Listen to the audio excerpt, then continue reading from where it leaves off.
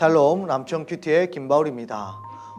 오늘은 탕자가 묵상했어야 할 성경 룻기라는 제목으로 하나님의 말씀을 나눠보려고 합니다. 룻은 세계적인 문학가들에게 영감의 주인공입니다. 이탈리아의 위대한 시인 단테는 룻을 다윗의 조상으로 온유한 여인이요 이삭 죽는 소녀라고 표현해 놓았습니다. 독일 문호 괴테는 룻기를 구약에서 가장 아름다운 작은 스토리라고 부르기도 합니다. 그야말로 영감을 주는 스토리가 아닐 수가 없습니다. 우리에게도 영적 감동을 주는 하나님의 이야기로 또 하나님의 말씀으로 들려줄 수 있기를 바랍니다. 어떤 네덜란드 목사님은 룻기를 사사기와 사무엘서라는 딱딱한 껍질 속에 들어가 있는 진주라고 표현하고 있습니다. 룻기는 정말 300년 사사 시대에 피폐해진 이스라엘의 삶이 다윗으로 대표되는 다윗 시대에 다시 풍요롭게 됨을 요약적으로 보여주고 있는 책이지요. 그야말로 룻기는 이스라엘의 삶을 텅 빔에서 채움으로 그리고 불안에서 안식으로 바뀌게 하는 가장 결정적인 동인이 무엇인지를 보여주는 진주 같은 역할을 하고 있습니다. 그 의미를 한 가족사 안에 담아서 하나님의 복음을, 하나님의 구속의 역사를 드러내고 있는 것이지요. 룻기의 배경은 정말 텅 빈 상태로 세팅이 돼서 시작이 됩니다. 1장 1절 말씀에 보면 사사들이 치리하던 때 그 땅에 흉년이 드니라. 유다 베들레헴의 한 사람이 그 아내와 두 아들을 데리고 모압 지방에 가서 거류하였는데 베들레헴에 흉년이 들어서 엘리멜렉과 나오미의 가정이 모압 지방으로 갔습니다. 그렇다면 왜 갔을까요? 흉년이 들었기 때문이죠. 그러나 나오미 가정은 나름 부유했기 때문에 사실 먹고 사는 문제에는 큰 걱정이 없었습니다. 나오미가 1장 21절에서도 내가 풍족하게 나갔더니 라고 회상하는 대목에서 알 수가 있지요. 또한 유대인 문헌에 따르면 나오미의 며느리 룻과 오르바는 모압의 공주였다라고 소개하기도 합니다. 어쨌든 그들은 부유했음에도 불구하고 흉년이 들자 모압 땅으로 가버린 것입니다. 신명기 25장 말씀에 보면 가난한 형제가 생기면 이자도 받지 말고 돈도 양식도 빌려주어서 함께 살도록 규정하고 있습니다. 부자였던 나오미는 이 율법을 지켜 행하는 것이 매우 부담스러웠을 것이고 결국 모압 땅으로 떠나가게 되는 결정적인 계기가 되었습니다.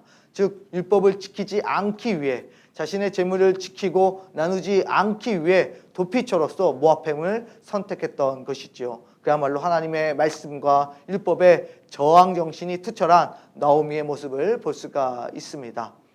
그러나 도망간 그 땅에서 나오미는 남편 엘리멜렉과 두 아들 기론과 말론을 잃고 말았습니다. 가부가 되어버린 나오미와 또 며느리 룻만 다시 베들레헴으로 이렇게 돌아오게 된 것이죠.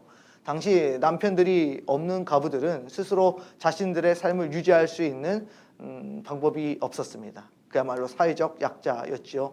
그녀들이 선택할 수 있는 것은 종이 되거나 또 몸을 파는 직업을 소유하는 것밖에 없었습니다. 아무런 소망이 없을 그때 기업 물을 자 보아스가 등장하여 그들의 기업을 회복시켜주고 생명을 살려내는 모습을 볼 수가 있습니다. 룻기 2장 20절 나오미가 또 그에게 이르되 그 사람은 우리와 가까우니라 우리 기업 물을 자 중에 하나이니라 하니라. 기업을 무르다라고 하는 단어는 히브리어로 가알입니다. 가알은 기업을 무른다라고 하는 의미도 있지만 동시에 구속하다, 속량하다라는 뜻을 가지고 있습니다. 그래서 하나님께서 백성들을 애굽에서 건져내신 일련의 구원 역사에서도 가알이라고 하는 단어는 자주 사용이 되고 있습니다. 특히 구약에서만 116회가 사용이 되고 있는데 룻기에서만 22회가 사용이 됩니다. 룻기 전체가 85절이라고 한 것을 감안해 보면 22번이나 쓰인 것은 정말로 룻기 내용이 하나님의 구속사적인 사역을 감당하고 있는 성경이다. 그만큼 구속사에 초점을 맞추고 있다는 것을 알 수 있게 하는 대목입니다. 결론입니다. 여러분, 나오미의 모습이 마치 탕자가 당시의 법을 어기고 아버지의 유업을 가지고 이방 땅으로 갔다가 모두 탕진하고 다시 아버지께로 돌아와서 회복되고 채워지는 그런 내용과 비슷하지 않습니까? 텅 비어져 버린 탕자를 다시 아들로 복귀시키셔서 채우시는 아버지의 모습이 꼭 나오는 기업 물을 자 보아스의 모습과 다르지 않습니다. 우스갯소리이지만 탕자가 이 룻기를 통해서 하나님의 교훈을 보고 또 얻었다면 어땠을까요?